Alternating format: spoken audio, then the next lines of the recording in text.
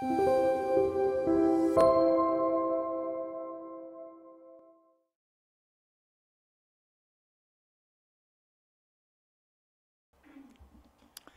오늘은 세 번째로 목장교회란 무엇인가, 오늘 이것을 공부하도록 하겠습니다.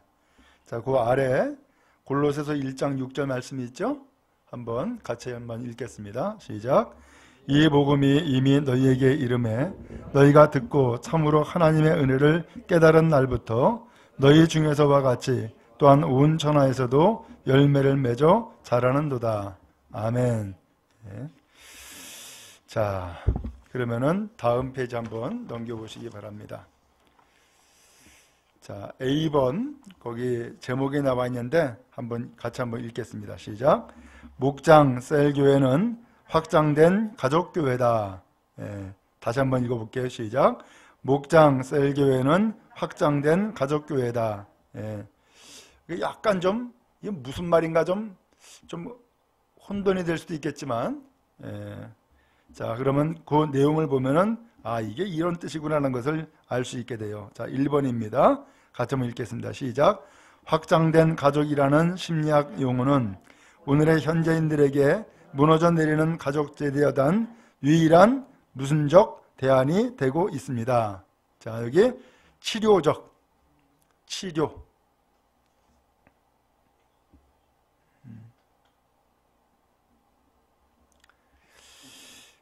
현대인들이 가족이라고 하는 개념이 점점 희박해지죠.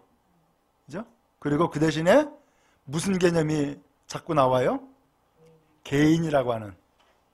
그래서 오늘날은 집을 이루는데도, 집을 짓고 집을 이루는데도 단독 세대, 홀로 사는 사람들을 위한 집이 많이 만들어지고 있고, 또 홀로 사는 사람들이 점점 많아지고 있어요. 이것은 나이가 들어서 노년층에도 해당되지만 젊은 층에도 해당이 됩니다. 젊은 층에도. 그래서 요새는 참 이게 바람직한 일은 아닌데 홀로 살려고 그래요. 그래서 청년들도 결혼 적령기가 됐는데 결혼을 안 하려고 그러고, 그 다음에 집을 떠나서 홀로 살으려고 그러고, 이런 경향들이 점점 많아지고 있어요. 자, 그런데 이러한 무너져 내리는 가족제도에 대한 대안이 바로 확장된 가족교회, 교회다라고 하는 거예요. 그래서 치료적 대안이 되고 있습니다. 자, 두 번째예요. 또 읽겠습니다. 시작. 교회는 기능상으로 살아계신 하나님의 집이고, 교회의 지체들은 본질적으로 하나님의 가족인 것입니다.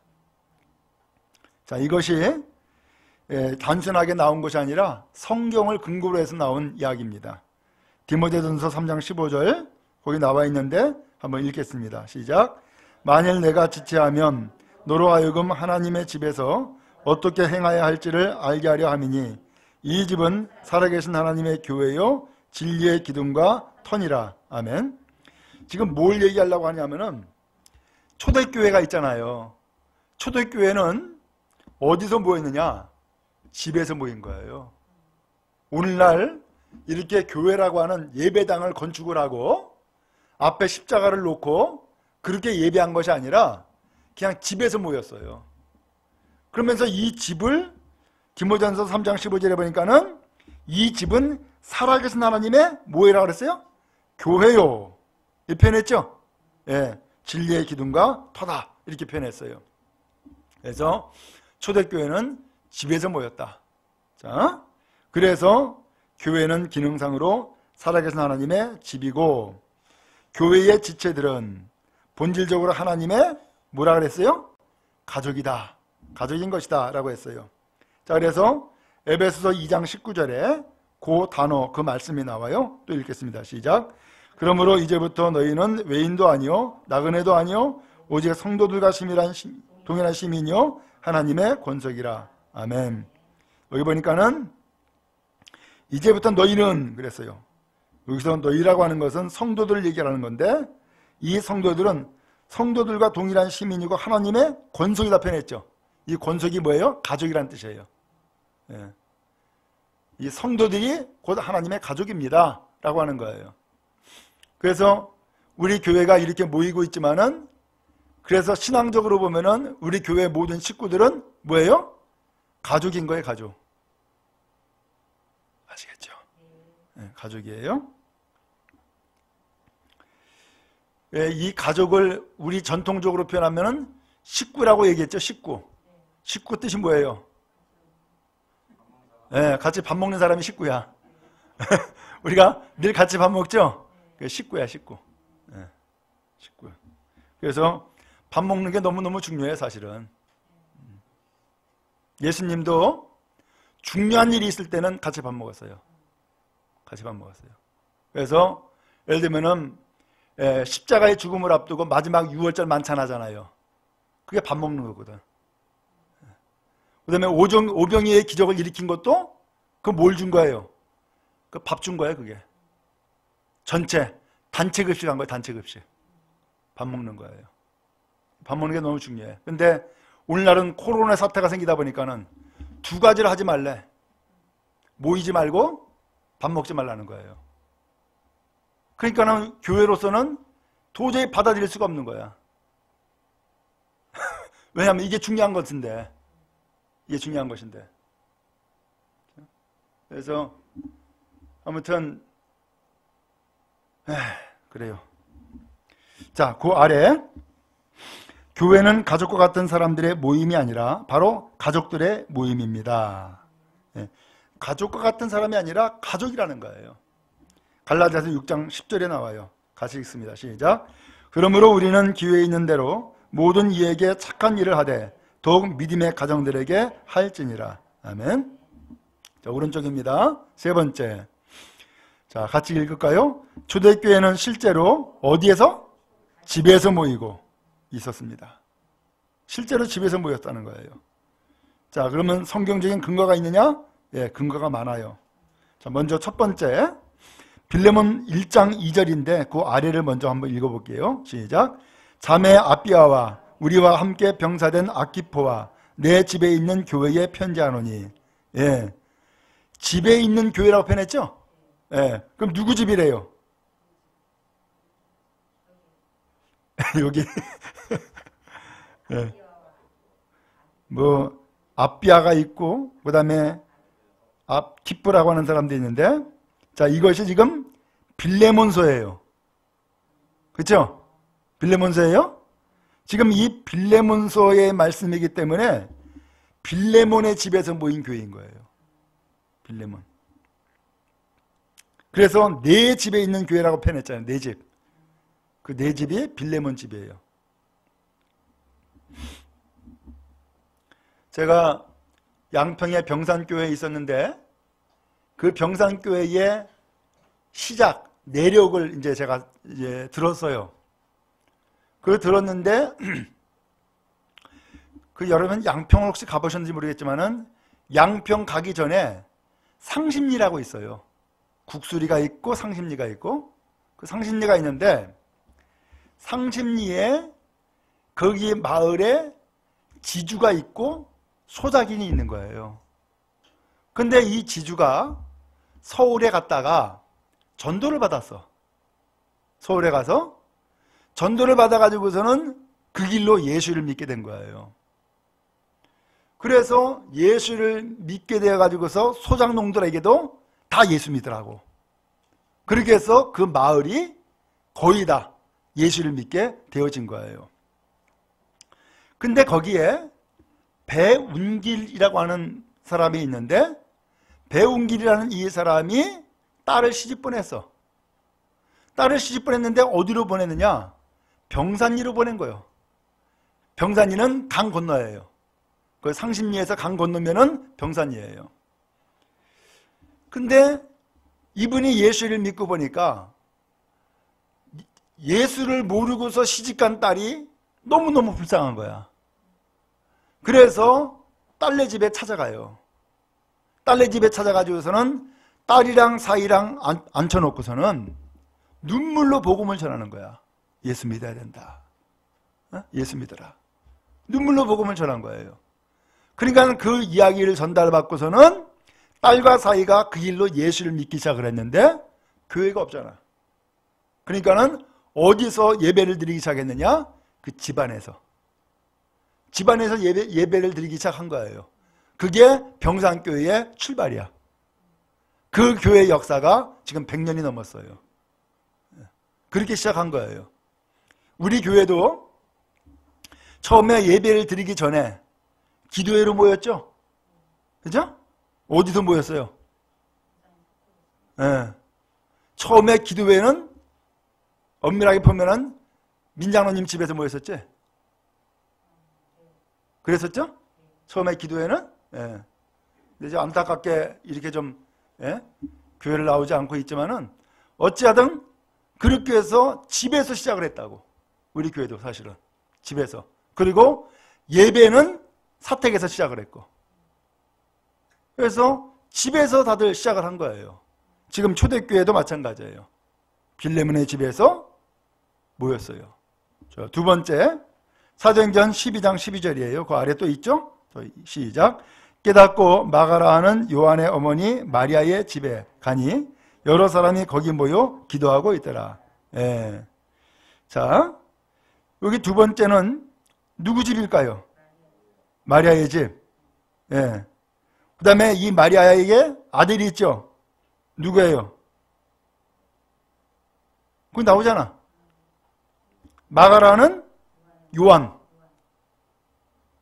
그래서 여기에 표현할 수 있는 것은 마리아의 집이라고도 할 수 있고 마가 요한의 집이라고도 할 수 있어요. 여기서 기도회로 모였어요.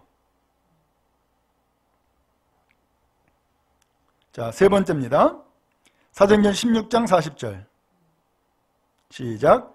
두 사람이 옥에서 나가 루디아의 집에 들어가서 형제들을 만나보고 위로하고 가니라. 아멘. 자, 이 두 사람이 누굴까? 찾아봐야 되겠죠? 자, 그렇지만 그냥 말씀드릴게요. 바울과 실라.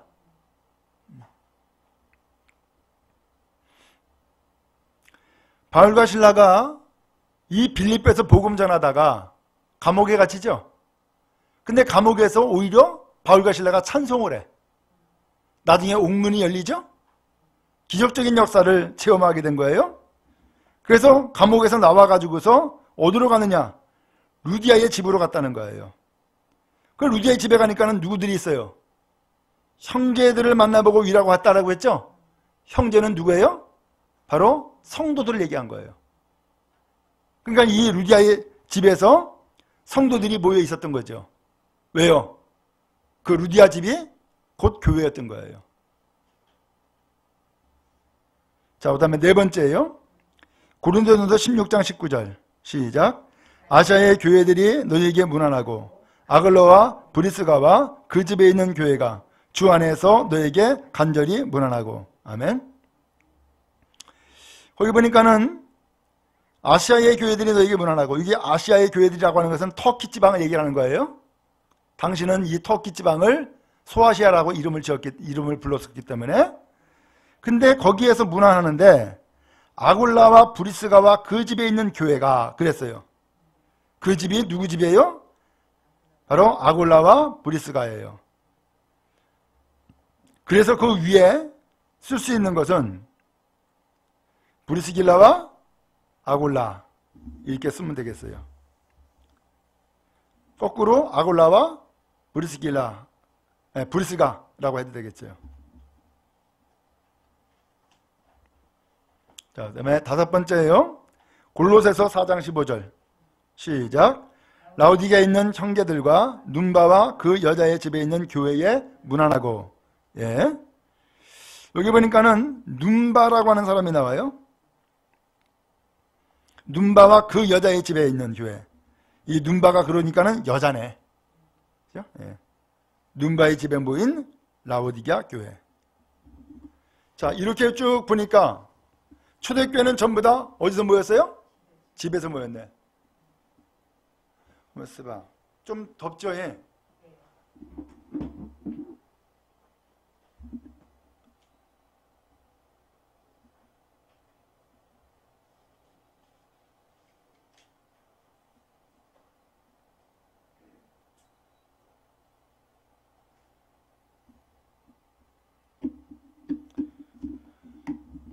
자,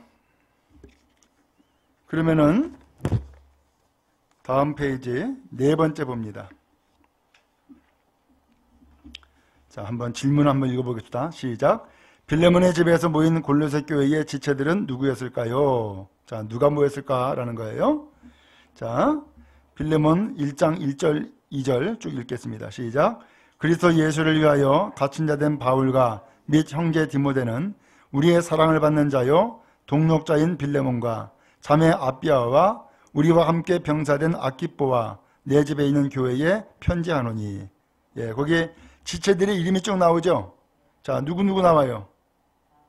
바울, 예, 디모데. 예, 근데 이 사람은 바울과 디모데는 지금 편지 보낸 사람이에요.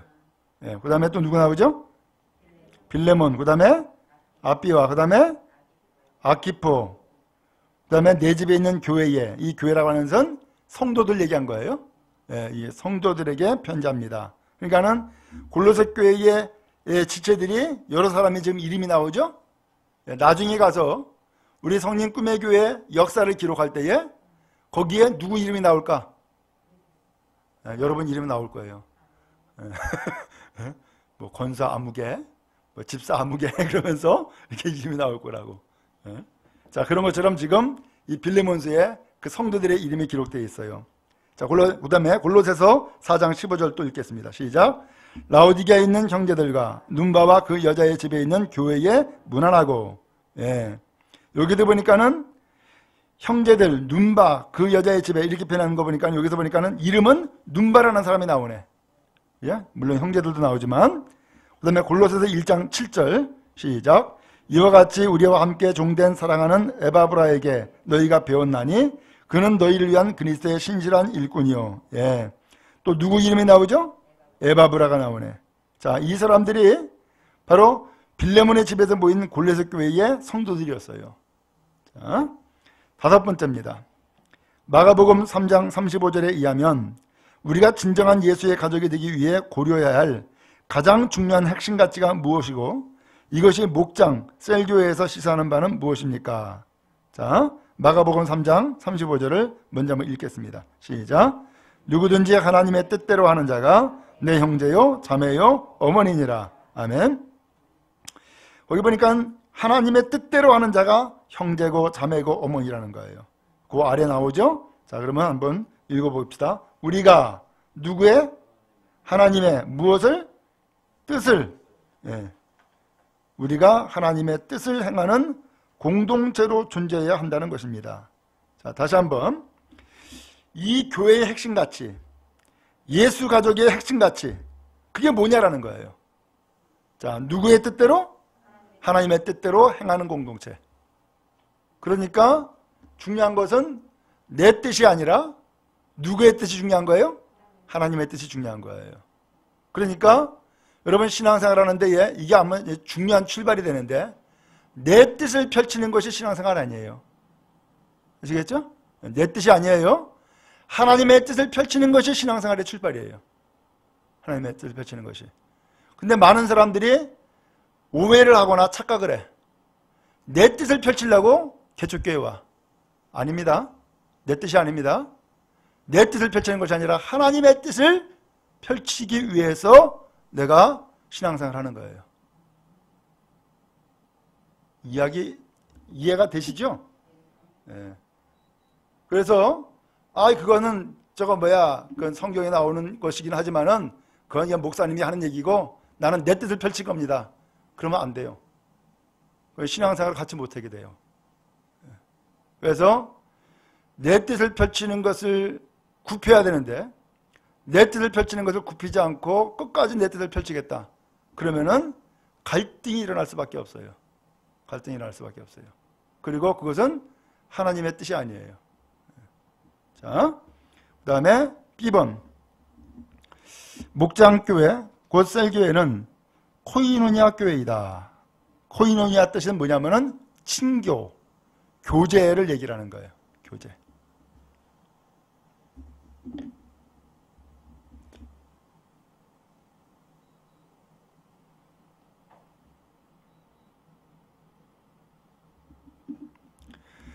자, 1번 한번 읽겠습니다. 시작. 사도행전 2장 42절부터 47절을 통해 초대교회의 존재 양식의 현저한 특성인 코이노니아, 교제가 실천되는 모습들을 찾아보기. 예. 그러면 성경 한번 쭉 읽고 그 다음에 답을 한번 해봅시다. 사도행전 2장 42절부터 47절입니다. 시작. 그들이 사도의 가르침을 받아 서로 교제하고 떡을 떼며 오로지 기도하기를 힘쓰니라. 사람마다 두려워하는데 사도들로 말미암아 기사와 표적이 많이 나타나니 믿는 사람이 다 함께 있어 모든 물건을 서로 통용하고 또 재산과 소유를 팔아 각 사람의 필요를 따라 나눠주며 날마다 마음을 같이하여 성전에 모이기를 힘쓰고 집에서 떡을 떼며 기쁨과 순전한 마음으로 음식을 먹고 하나님을 찬미하며 또 온 백성에게 칭송을 받으니 주께서 구원받는 사람을 날마다 더하게 하시니라. 아멘. 자, 그래서 이 말씀에 근거해서 5가지 초대교회의 그 특성이 무엇인가 이것을 지금 한번 써보자는 거예요. 먼저 42절에 이 초대교회에서 무슨 일이 있었어요? 사도의 가르침을 받았어요. 그리고 뭐 했죠? 서로 교제했고 떡을 뗐고 기도에 힘썼어요. 이게 초대교회의 모습이에요. 그러면서 거기에 첫 번째 내용이 사도의 가르침을 받아라고 했죠. 결국은 서로 교제하고 떡 떼고 기도하기 힘쓰게 된 이유가 뭐예요? 가르침을 받았기 때문이었어요. 가르침을 받았기 때문이었어요. 그러면 여러분, 초대교회는 사도가 있어서 사도들이 가르쳤어요. 이 성령 꿈의 교회는 누가 있어요? 이동순 목사가 있어서 하나님의 말씀으로 여러분을 가르치는 거예요. 그래서 교회가 되게 하고 교회 생활을 하게 하는 거예요. 그냥 가르침을 잘 받아야 되겠죠. 근데 가르침을 받기를 거절하게 되면은 함께 신앙생활하기 힘들어져요. 그러니까 여러분, 가르침을 잘 받으시기 바랍니다. 잘 받으시기 바랍니다. 이게 출발이에요. 그래서 이 가르침 자체를 안 받으면은 신앙생활을 바르게 하지도 못하고 온전하게 그 신앙생활을 이룰 수도 없게 되어 있어요. 이게 아주 중요한 출발이 되어져요. 자, 그렇기 때문에 이 가르침을 받으려고 그러면은 우리가 서로가 존중돼야 돼. 무슨 소린가 하면은, 우리를 가르치는 목사는 이동순 목사님이구나 라고 하는 것을 인정해야 돼요. 근데 그렇지 않게 되면은 예배가 되겠어요? 가르침을 받겠어요? 교회를 나오겠어요? 이게 안 된다고요. 그게 출발이야. 또 거꾸로 이동순 목사도 여러분들을 이 교회의 한 가족으로, 그 다음에 하나님께서 보내신 성도로 그렇게 인정하고 존중되어야지 되지. 그렇지 않게 되면은 이 가르침도 안 되고 또 전달도 받지 않게 되고 그렇게 되어지죠. 그래서 이 관계가 가장 중요해요. 출발이에요. 자, 그 다음에 두 번째예요. 44절. 자, 거기는 어떻게 나와 있죠? 믿는 사람이 함께 있었어요. 함께 있었어요. 그 다음에 또 뭐 했어요? 물건을 서로 통용하고.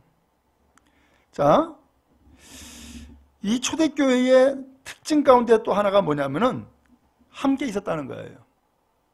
그러면 함께 있었다라고 하는 것은 언제 있었을까? 거기 전제가 되어 있죠? 믿는 사람이. 그랬죠? 믿음을 가지고 있는 사람이 함께 있었다는 거예요. 함께 삶을 살았다는 거예요. 그 다음에 물건도 서로 통용했어요. 그럼 물건도 서로 통용했으니까는 뭐예요? 소유권이 사실은 없다고 봐야죠. 네 것 내 것 없이 그냥 서로 통용했어요. 그러니까는 마음을 모아서 함께 살았고 물건도 서로 통용을 했고, 그러니까는 완전히 한 가족이지. 여러분 집에서도 그 생활할 때에 물론 각자가 이건 내 거, 이건 네 거 뭐 이런 것도 있겠지만은 대부분의 것들은 전부 다 어떻게 해요? 다 함께 쓴다고. 그게 가정이죠? 그죠? 교회도 마찬가지예요. 교회도 우리가 함께 예배하고 있지만은 요 의자는 내 거야. 그런 거 없습니다. 그죠? 예. 저 성경은 내 거야. 그런 거 없단 말이에요. 예. 함께 쓰는 거, 함께 나누는 것이고. 이게 교회예요. 자, 그래서 믿음 하나를 가지고서 함께 모이는 공동체가 곧 교회였다라는 거예요. 그 다음에 45절입니다. 자, 그 다음에 또 어떤 일이 있었죠? 네. 각 사람의 필요에 따라서 나눠줬대요. 재산과 소유를 팔아서 각 사람 필요에 나눠줬다. 여러분, 여기서 보니까는 각 사람마다 필요한 것들이 있을 수 있죠. 근데 이 필요한 것이 나한테는 있는데 저 사람한테는 없어. 그럼 어떻게 해요? 이걸 나눠줬다는 거예요. 나눠줬다는 거예요.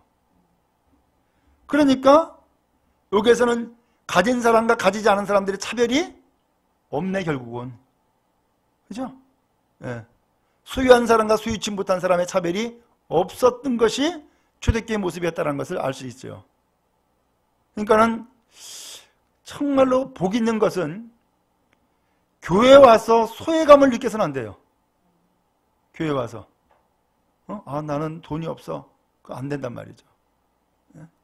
그래서 소외감을 느끼지 않도록 서로가 공급하고 나눠주고 하는 삶이 필요한 것을 알 수 있어요. 그 다음에 46절이에요. 어떻게 했죠?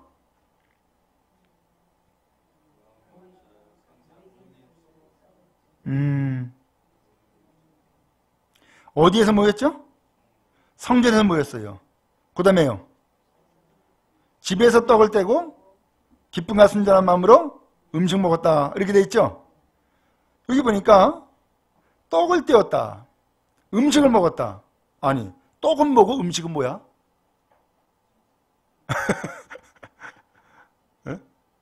떡과 음식이 나눠져 있죠? 자, 이것을 여러분 구분해야 되는데 여기 떡을 떼며 그랬죠? 이건 성찬이에요, 성찬. 혹은 애찬. 그 다음에 음식을 먹었는데 어떻게 먹었어요? 기쁨과 순전한 마음으로 음식을 먹었다는 거예요.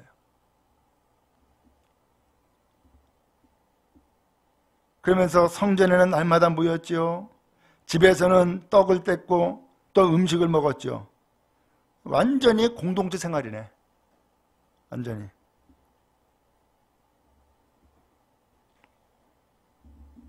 자, 그 다음에 47절 뭐 했죠? 하나님을 찬양했고 온 백성들에게 칭송받았어요. 그 결과 구원받는 사람들이 날마다 더해졌어요. 부흥이 일어났죠? 네. 이들은 두 가지 했어요. 하나님을 찬양했어요.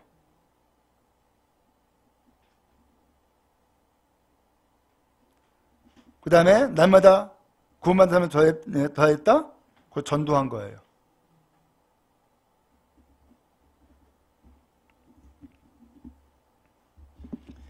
자, 이런 교회가 초대교회였고 또 현대의 교회들이 바라는 가장 소망적인 교회의 모습을 초대교회의 모습으로 그리고 있어요. 그래서 우리 교회도 얼마든지 이렇게 할 수 있겠죠. 그죠? 얼마든지. 자, 그래서 현대 교회의 어떤 모습을 따라가는 것이 아니라 우리는 초대교회의 원형의 모습을 회복하는 그러한 삶을 살았으면 좋겠다라는 소망이 있어요. 자, 두 번째입니다. 이것은 빈자리가 많으니까 제가 읽을게요. 먼저 성경을 먼저 읽는 게 좋겠네. 빌레몬 1장 5절부터 7절까지 시작. 주 예수와 및 모든 성도에 대한 내 사랑과 믿음이 있음을 들음이니 이로써 내 믿음의 교제가 우리 가운데 있는 선을 알고 그리스도께 이르도록 역사하느니라. 형제여, 성도들의 마음이 너로 말미암아 평안함을 얻었으니 내가 너희의 사랑으로 많은 기쁨과 위로를 받았노라. 아멘. 자, 여기 보니까 빌레몬의 집에서 모이던 교회 교제의 세 가지 두드러진 특징은 그랬어요. 세 가지 특징이 뭘까요?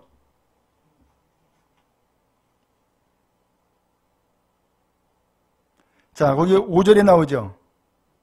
뭘 들었다 그랬어요? 사랑과 믿음이 있음을 들었다 그랬죠. 자, 그러면 사랑과 믿음은 됐고, 또 하나,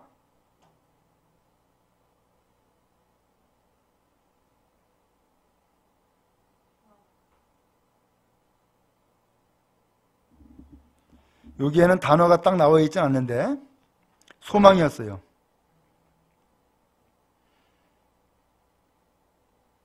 그래서 믿음과 소망과 사랑의 교제이고, 그 다음에 이 교제의 결과로 그들의 마음에 세 가지가 얻어졌다는 거예요.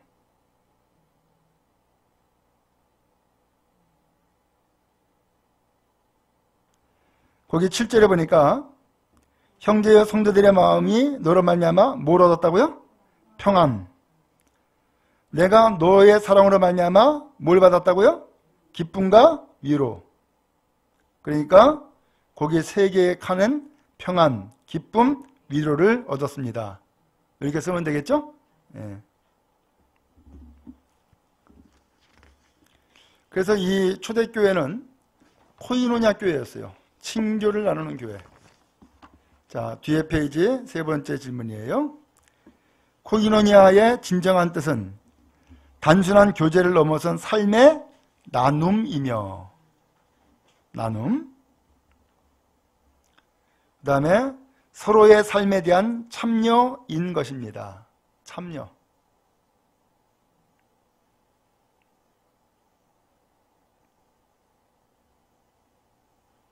자, 그 다음에 네 번째, 목장 셀교회 코이노냐의 출발점은 무엇보다 목장 모임에서 나눔이 활성화되는 것이어야 합니다. 나눔.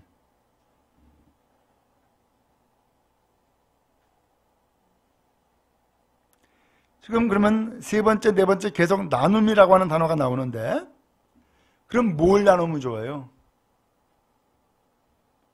여러분, 예를 들어서 원래는 예배를 드리고 주중에 각 가정에서 구역 식구들이 모여가지고서 거기에서 예배하거나 혹은 나눔이 이루어져야 된단 말이에요. 근데 오늘날은 사람들이 자기의 집을 오픈하는 것을 싫어해. 그렇죠? 그러니까 어디서 모이느냐?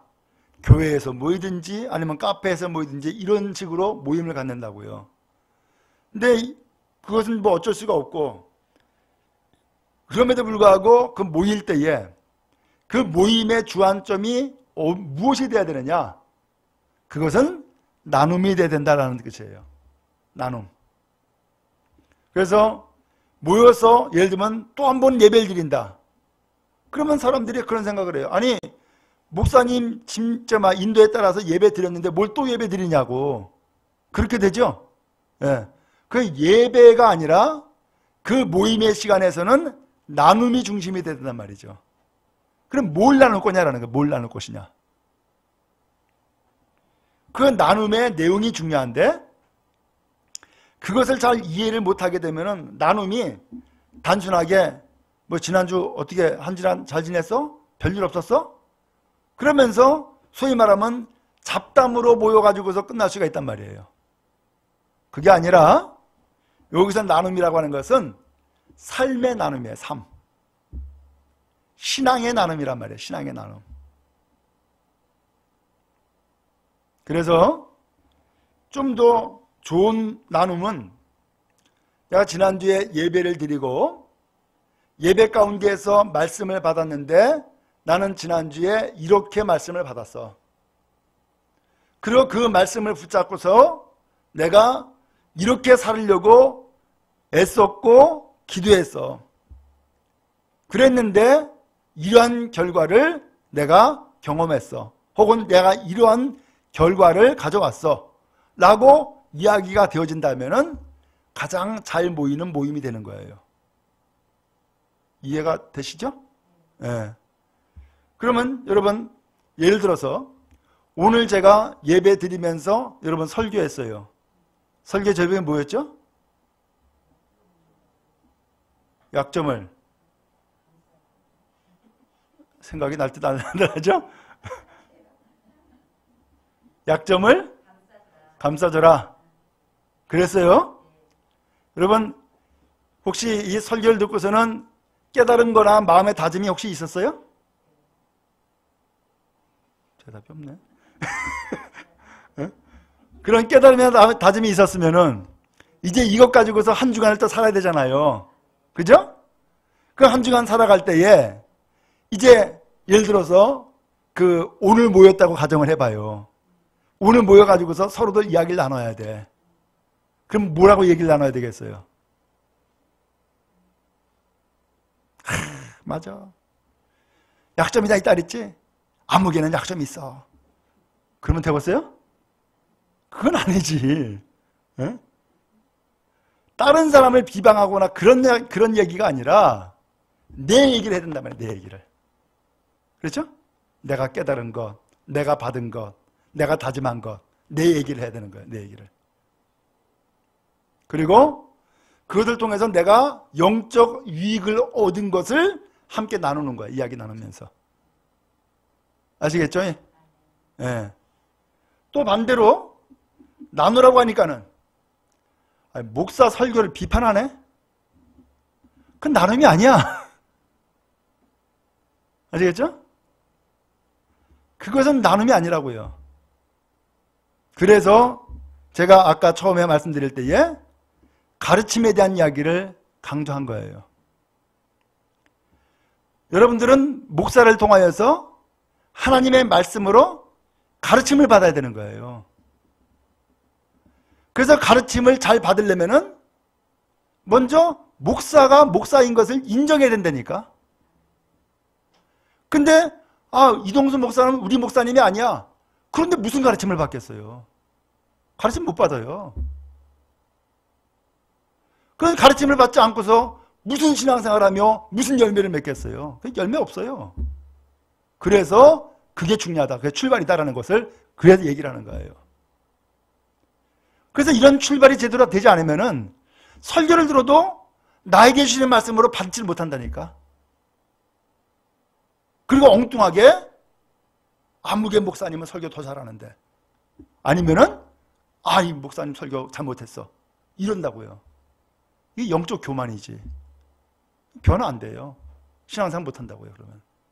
그래서 여기서 나눔이라고 하는 것은 말씀의 나눔, 삶의 나눔이 돼야 된다라는 얘기를 하는 거예요. 다섯 번째, 진정한 코이노냐가 일어나고 있는 교회는 모이기를 피하지 말아야 하고. 모이기. 성경에 모이기를 피하지 말라고 되어 있죠? 예. 모이기를 피하라. 그런 말씀 없습니다. 근데 이상스럽게 성경 말씀이 이렇게 있음에도 불구하고 성경 말씀은 잘 안 듣고 다른 사람이 하는 얘기는 잘 들어. 세상 사람들 하는 얘기는 또 잘 듣는단 말이에요. 참 이상해. 제가 그러잖아요. 코로나 바이러스 아무리 불어닥쳐도 예배 드린다. 근데 뉴스에서 혹은 다른 사람들이 교회 가지 말라 막 한단 말이야. 그러면은 이상스럽게 그런 얘기 또 잘 들어.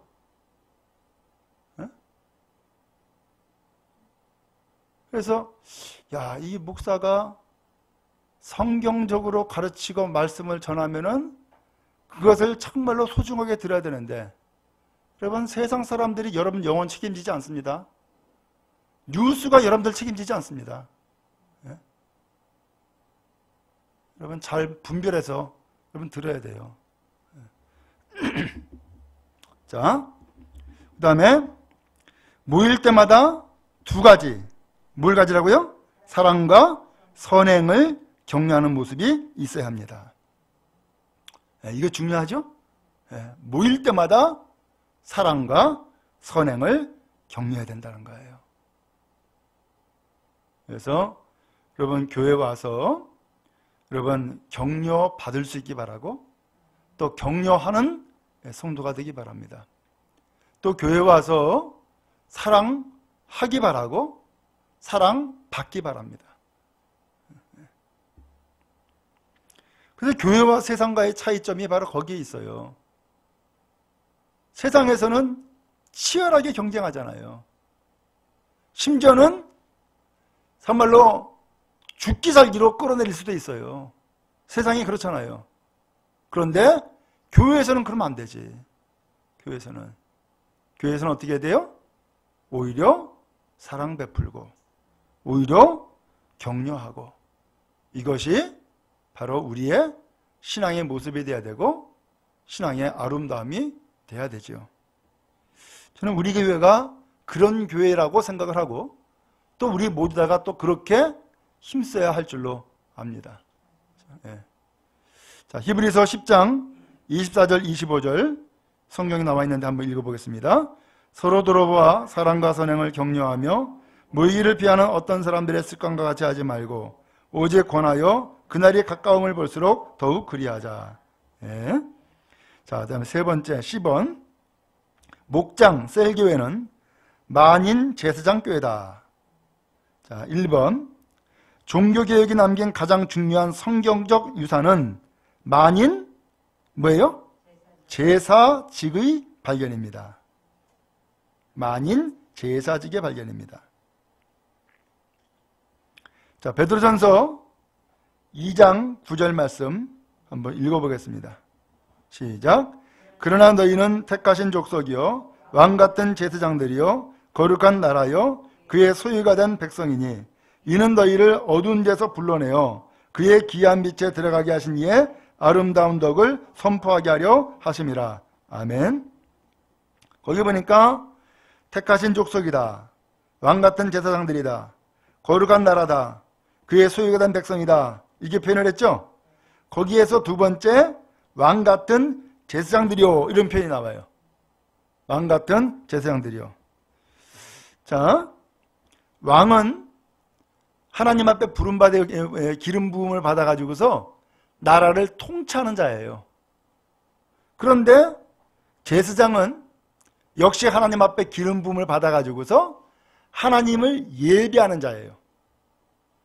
그런데 제사장인 제사장이고 왕이면 왕인데 여기서 왕같은 제사장이다 이런 표현을 했어요. 가장 존귀하게 하나님께서 여겨주시고 그리고 하나님을 예배하는 자로 불러주셨음을 표현한 것이다 하겠어요. 그러니까 여러분들 한 사람 한 사람은 하나님이 왕같은 사람으로 그렇게 소중히 여기신단 말이에요. 괜찮죠? 네. 그런데 왕같은 제사장들이래요.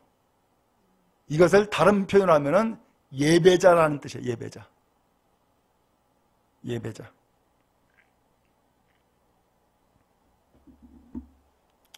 그 다음에 두 번째 계시록 1장 6절에도 한번 읽어보겠습니다. 계시록 1장 6절.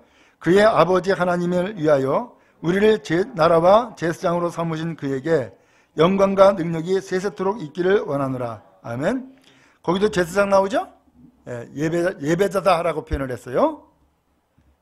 자, 그 다음에 두 번째. 자, 이게 이제 중요한 부분인데 두 번째 또 읽겠습니다. 만인 제사장직은 이중적 의미를 갖는데 첫째, 우리 모든 성도가 직접적으로 하나님께 나아갈 수 있다는 것이며 둘째, 하나님으로부터 직접적인 소명을 받아 사역할 수 있다는 것입니다. 자, 직접이라는 표현이 나오죠? 하나님께 직접 나갈 수 있고 하나님 앞에 직접 소명받을 수 있다 그 뜻이라는 거예요. 만인 제사장이라고 하는 뜻이. 그래서 그 다음에 글이 나오는데 한번 좀 읽어봅시다. 시작. 첫 종교개혁이 사제의 손에 있던 성경을 평신도의 손에 건넨 사건이었다면 제2의 종교개혁의 과제는 아직도 사제의 손에만 있던 사역을 평신도의 손에 들려주는 사건이어야 한다. 자, 첫 번째 종교개혁은 성경을 성도들에게 돌려줬어요. 근데 두 번째 종교개혁은 이제는 사역을 성도들에게 돌려줘야 된다는 거예요. 자, 이게 무슨 소리인지 잘 의미가 이해가 안 될 수도 있어요. 제가 설명을 드릴게요. 기독교, 이 개신교라 그러죠. 개신교가 생기기 전에는 예를 들면 쉽게 성당에서 신부가 성경을 읽어요. 근데 성경은 신부만 가지고 있었어요. 신부만. 성도들은 없었어요. 그리고 성경을 읽는데 라틴어로 읽었어요. 그러니까 못 알아들어요. 이게 종교교육 이전에 신앙인들의 모습이었어요. 왜 그러면 신부만 성경 가지고 있느냐?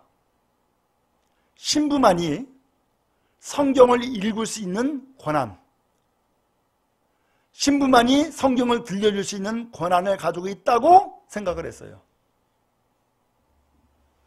그랬는데 그 카톨릭이 부패하게 되죠? 타락을 한다고요. 그러니까는 마틴 루터라고 하는 신부를 중심으로 해서 개혁이 일어나요. 개혁이 일어나면서 그 개혁의 근거가 어디서 있었느냐? 성경에 있었던 거예요. 성경에. 그래서 그 성경을 통해서 보면은 오직 의인은 믿음으로 말미암아 산다. 이 말씀을 근거로 해서 믿음이 중요하다는 것을 알게 된 거예요.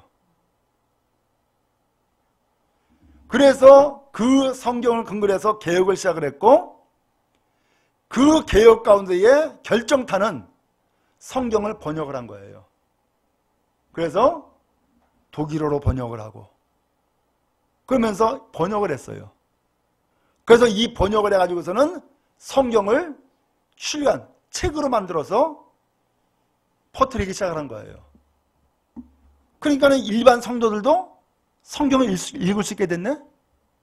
근데 성경을 읽어보니까는, 개혁자들이 한 말이 맞는 거야. 그렇게 해서 첫 번째 종교개혁이 대대적으로 일어나게 됐고, 그래서 지금의 개신교, 이 교회가 탄생하게 된 거예요. 그래서 이 교회는 성경을 그렇게 중요시하는 거예요.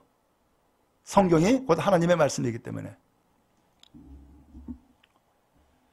자, 그러면은 과거에는 교회 나가서 하나님을 예배할 때 어떻게 예배했느냐? 먼저 구약시대 때는 하나님 앞에 나가서 예배하는데 제사장만 나갈 수 있었어요. 제사장만. 그러면 일반 백성들은 성전 안에 못 들어갔냐? 못 들어갔어요. 성전 밖에 있었어요. 그래서 성전 밖에서 제단이 있잖아요. 번제단.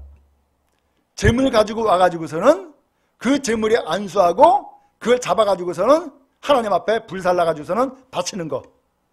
이것도 제사장의 도움을 받아가지고서는 진행했고, 그 다음에 성전 안에 들어와서 분향하는 것은 제사장이 하는 일이었어요. 못 들어왔어요.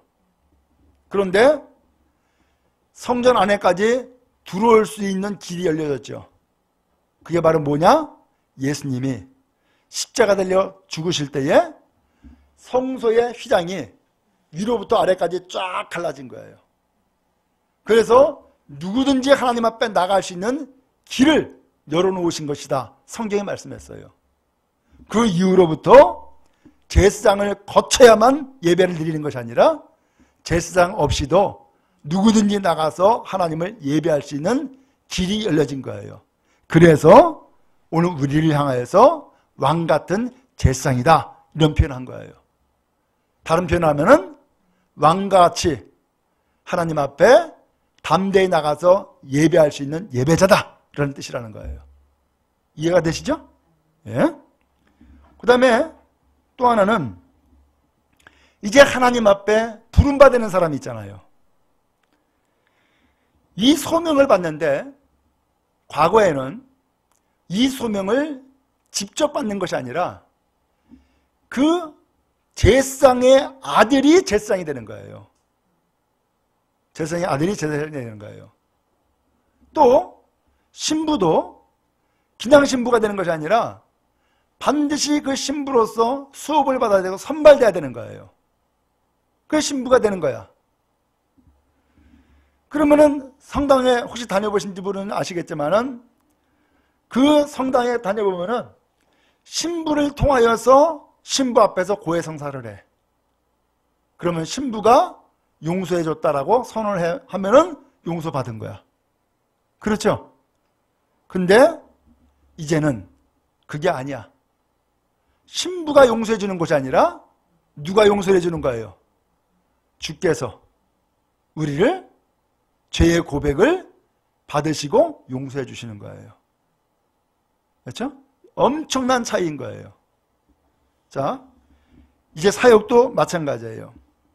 과거에는 신부만이 혹은 제사장만이 사역을 했어요. 근데 이제는 평신도가 사역을 하는 시대가 돼야 된다라고 하는 거예요.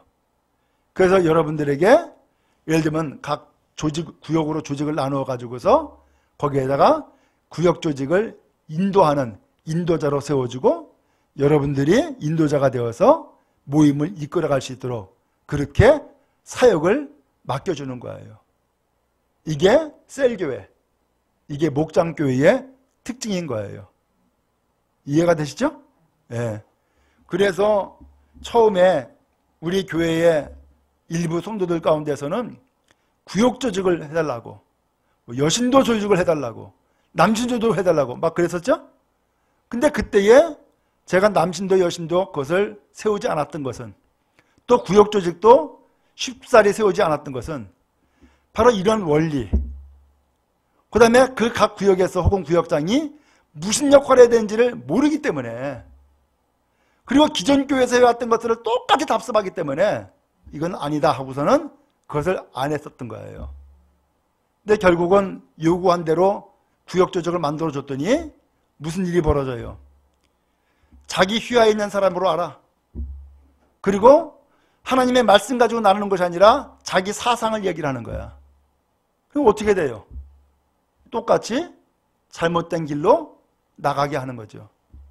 그런 오류가 뻔히 눈앞에 보이거든요. 그러니까 그건 아니다 라고 했던 거예요. 그래서 앞으로 이제 구역을 세우고 조직을 하게 될 텐데, 그때에는 여러분들이 모일 때에 여러분들의 사상 나누는 게 아니에요. 그렇죠? 여러분의 가치관을 주입시키는 게 아니라고. 또 그 사람들은 여러분들의 휘하에 있는 사람들이 아니야. 하나님이 함께 모이게 만들어주고 함께 은혜를 나누라고 하는 조직인 것이지, 그것이 어떤 개인의 어떤 지명도 혹은 어떤 인기 혹은 개인의 어떤 뜻을 펼치기 위한 그러한 조직이 아니다라는 거예요. 아시겠죠? 네, 주의해야 돼요. 자, 그 다음에 또 한 가지는 여기 만인 제사장이라는 했는데, 만인 제사장이라고 하다 보니까는 이 사람들이 오해를 하는 거야. 목사님이나 나랑 똑같네. 왜 또 하나는 우리 교회는 목사 필요 없어. 이런 경우까지 나가는 일이 있어요. 왜? 만인 제사장을 했으니까. 내가 강단에 올라와서 내가 설교해도 돼. 이렇게 돼버린 거예요. 이거 좀 더 나간 거네. 여러분, 여기서 우리가 다시 한번 잘 이해를 해야 돼요. 사람이 몸이 아플 때에 그 사람을 고쳐줄 수가 있어. 그죠? 예를 들면은 잘 주물러 준다거나, 아니면 따뜻한 물을 마시게 한다거나, 아니면 무슨 민간요법으로 뭘 한다거나 해가지고서는 그 사람을 고쳐줄 수가 있어. 그런데 고쳐줄 수는 있어도 그 사람이 의사는 아니야. 아시겠죠? 의사는 아니야. 옛날에 동네마다 침 놓는 사람이 있었죠. 그때는 침 놓는 사람 자격증이 있었어요, 없었어요? 없었어요. 자격증이 없었어요. 근데 나라가 점점점 변화가 되고 발전하면서 의사라고 하는 제도가 생겼고, 의사라는 제도가 생기다 보니까는 그 다음에 또 뭐가 됐냐면은 한의사라는 제도가 또 생긴 거야. 그러면서 한의사도 이제는 시험 봐야 되고 자격증을 받아야 돼. 그런 것처럼 모든 사람들이 다 예배자는 될 수 있어요. 모든 사람들이. 그렇지만 모든 사람이 다 목사는 아닌 거예요. 목사가 되려면은 기본적으로 신학을 공부하고, 그 다음에 시험을 치르고, 그 다음에 합격을 해서 노예로부터 안수를 정식으로 받고, 그래서 목사가 되는 거예요. 근데 아주 쉽사리 내가 너 목사 시켜줄게 해가지고서는 목사가 되는 일도 있었어요. 그러다 보니까는 목사로서의 기본적인 자질과 양식을 갖지 못하고 그냥 소위 은혜 받았다 그러면 그냥 목사가 돼버리는 거야. 어느 날 갑자기 분명히 집사였는데 몇 달 있다가 자기 목사래. 어떻게 된 거냐 했더니만은 어느 신학교에서 단기 과정으로 공부하고 안수받았다는 거예요. 그러면 안 되지. 얼마 전에는 또 보니까는 광화문에서 어느 안목의 목사가 자기가 신학교육 6개월 시키고서는 목사 안수 주겠다고 그렇게 발표를 했어요. CBS 방송에서 그게 나왔어. 이게 한국교 망치는 거다. 그래서는 안 된단 말이죠. 그래서 오늘 여기에도 마찬가지예요. 하나님은 우리를 예배하는 예배자로 다 불러주셨어요. 그러나 다 목사는 아닌 거예요. 이것을 분명히 우리가 구별을 하고 각각 우리의 역할과 딴 사명을 감당해 나가야 된단 말이에요. 자, 그 다음에 세 번째. 정통교회에서는 일꾼이 20% 미만이고 관객이 80%인데 셀교회에서는 그 반대가 되는 이유가 무엇입니까? 보통 교회 보면 일꾼이 몇 프로 정도 돼요? 10%, 20% 정도 돼요. 나머지는 그냥 전부 다 그냥 교회 다니는 사람이야. 예배 드리는 사람이고. 그러니까 일꾼은 10%, 20%가 돼요. 근데 셀교회는 반대라는 거예요. 셀교회는 80%가 일꾼이라는 거예요. 왜 그러느냐? 셀교회는 그 구성원들이 전부 다 자기의 역할들이 다 있어요. 역할들을. 그래서 일꾼이 80%다라는 이야기를 하는 거예요.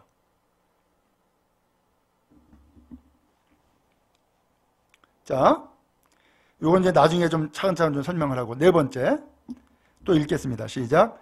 빌레몬의 집에 모인 교인들 중 아래에 표기된 두 사람에 대한 묘사는 무엇을 시사해주고 있습니까? 자, 첫 번째. 자, 여러분 빌레몬 1장 1절 한번 읽어봅시다. 시작. 그리스도 예수를 위하여 갇힌 자 된 바울과 및 형제 디모데는 우리의 사랑을 받는 자요 동력자인 빌레몬과, 여기 나오네 아예. 자, 무엇인 빌레몬? 동력자인 빌레몬.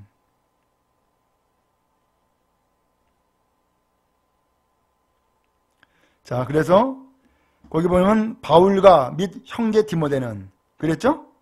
지금 바울과 디모데가 사도로서 이 교회를 전도하고 세우고 목회하는 그런 사람이었어요. 근데 이렇게 바울과 디모데를 돕는 사람이 있었던 거예요. 그 동력자가 누구였대요? 빌레몬이었다는 거예요. 빌레몬. 자, 이것을 이제 우리식으로 표현하면은 지금 성령 꿈의 교회를 목회하는 이동순 목사와 동력자인 누구? 김호 집사님. 동력자인 이준선 선생님. 이런 식으로 같이 사역을 하고 같이 돕는 그건 동력자와 함께 모여서 사역을 이뤘다는 거예요. 아시겠죠? 여러분이 동력자가 되기 바랍니다. 좋지 않아요?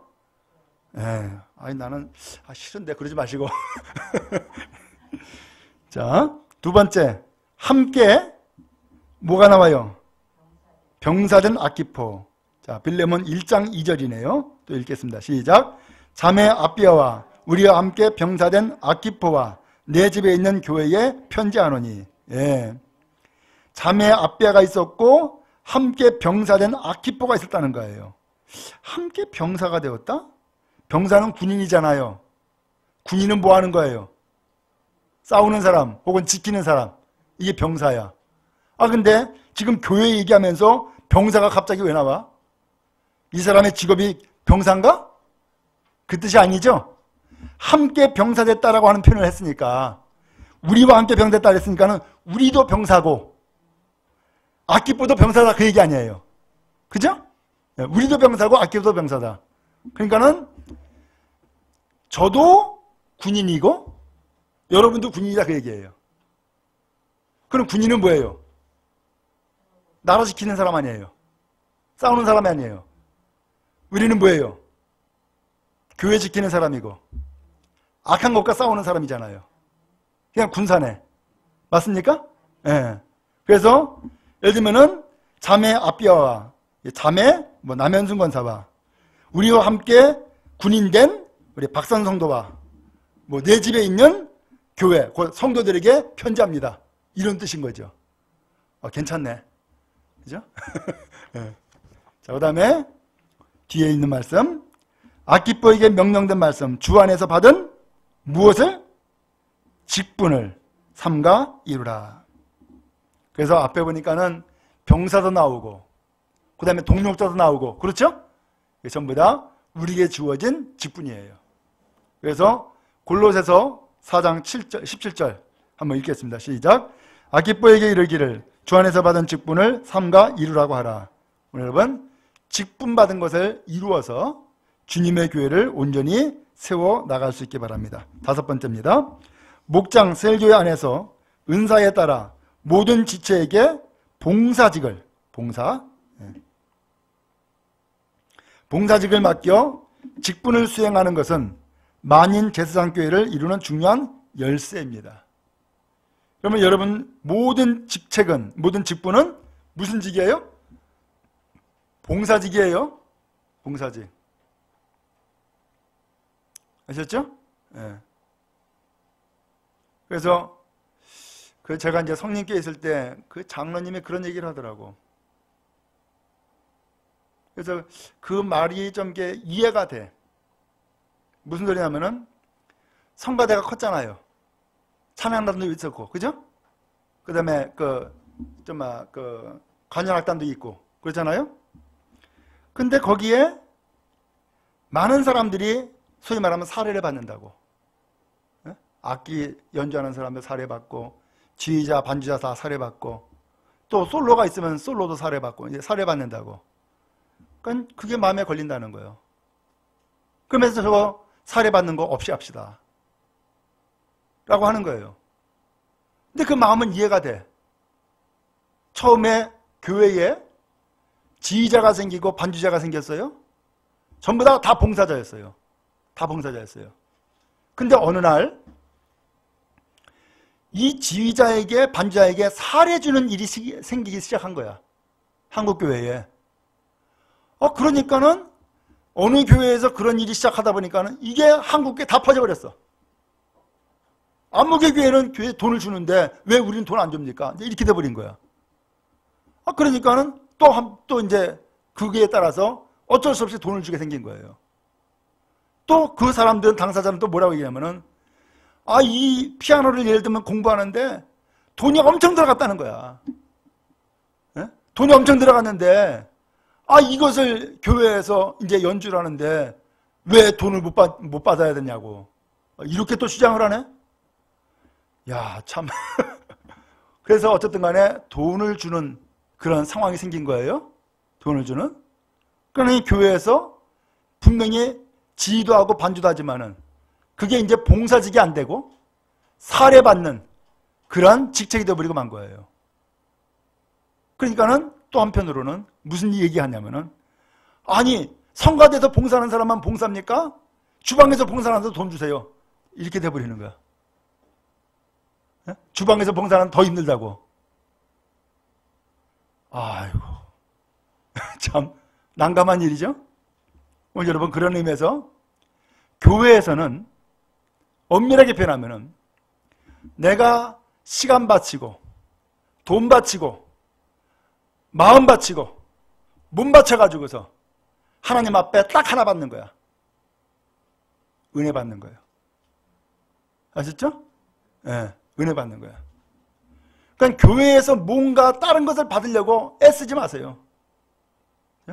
그게 은혜가 돼요. 그게. 그래서 오늘 우리는 가급적이면은 하나님 앞에서 봉사의 직을 감당해 나가는 것이 유익이다. 라고 하는 거예요. 유익이다. 그렇지 않으면은 이거 돈으로 다 한다 그러면은 은혜 없습니다. 은혜 없습니다. 그러면은 교회에서 그러면 뭐 돈을 많이 주느냐? 돈 많이 줄 돈도 없잖아요. 그러면 나중에 무슨 일이 생기는지 아세요? 아, 내가 이 돈 받고서 사회에 나가서 나 이런 일 안 한다고 이렇게 되는 거예요.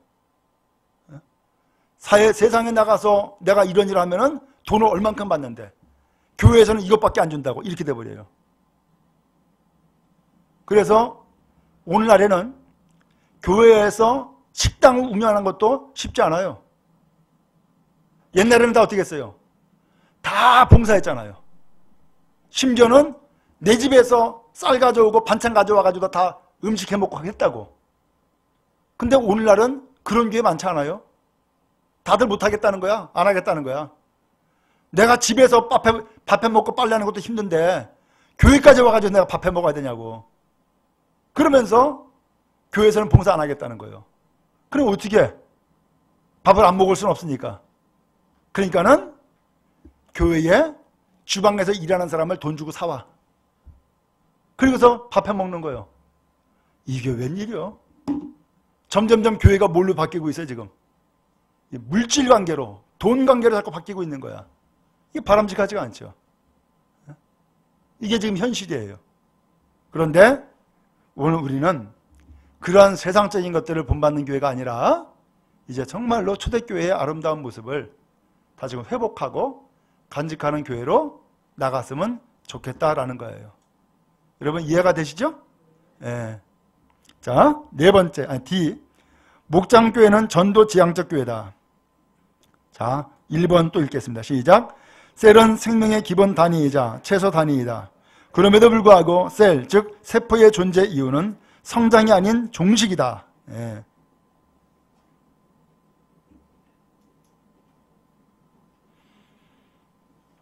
그 다음에 세포의 분열을 통해 자신을 재생산하는 것이다. 예.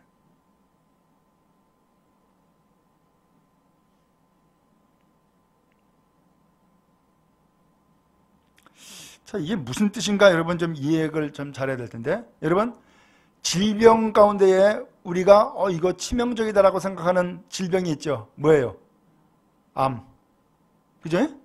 그러면 암이 뭐예요?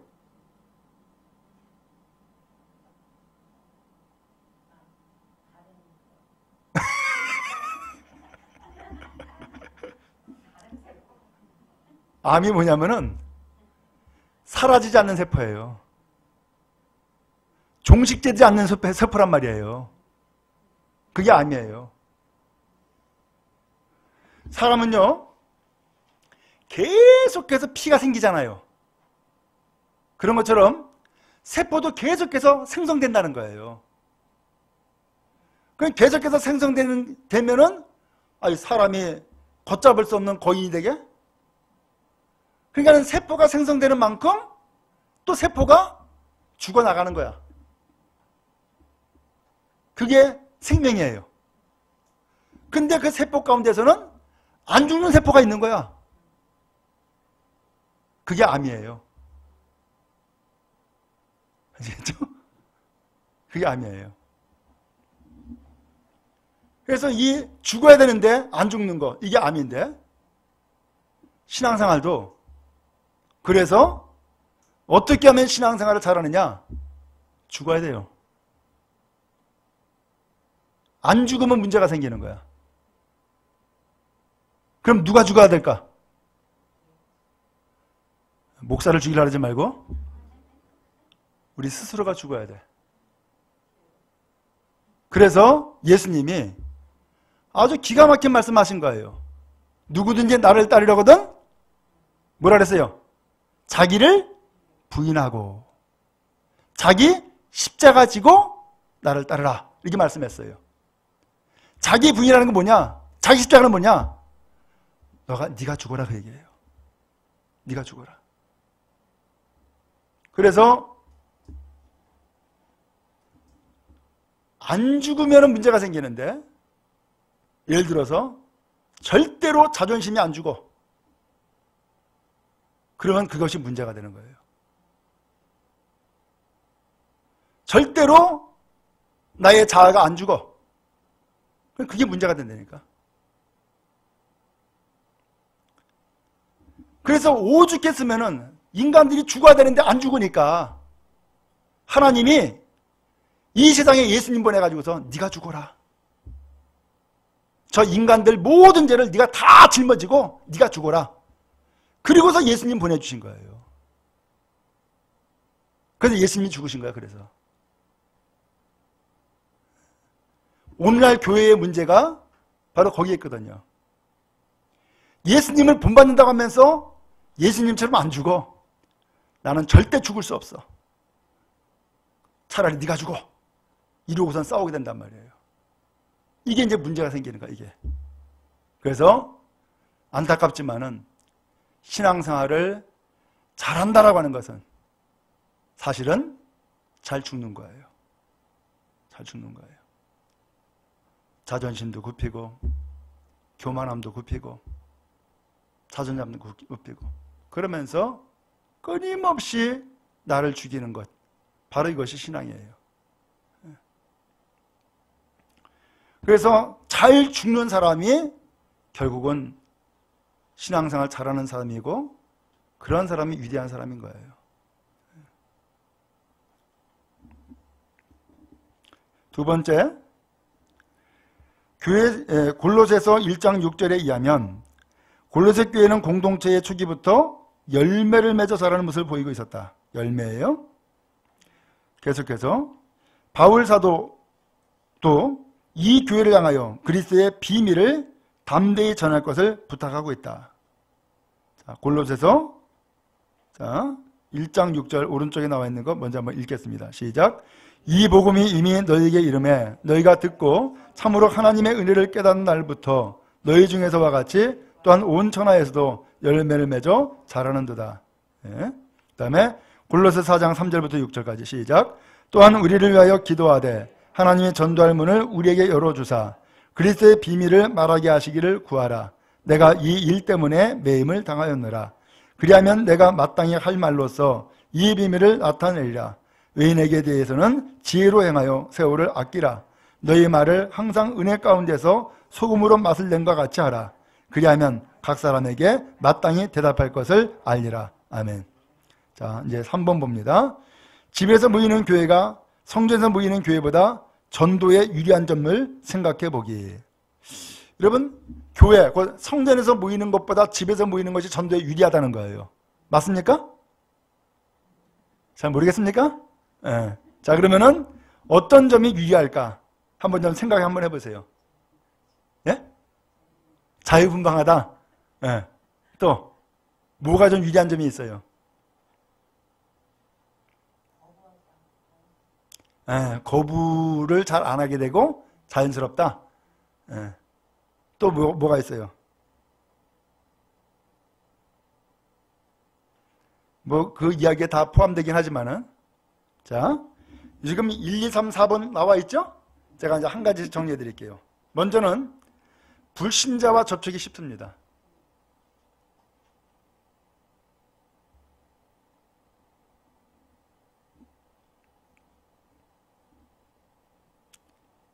예를 들면 예수 안 믿는 사람 교회 모이세요 그러면은 잘 모입니까?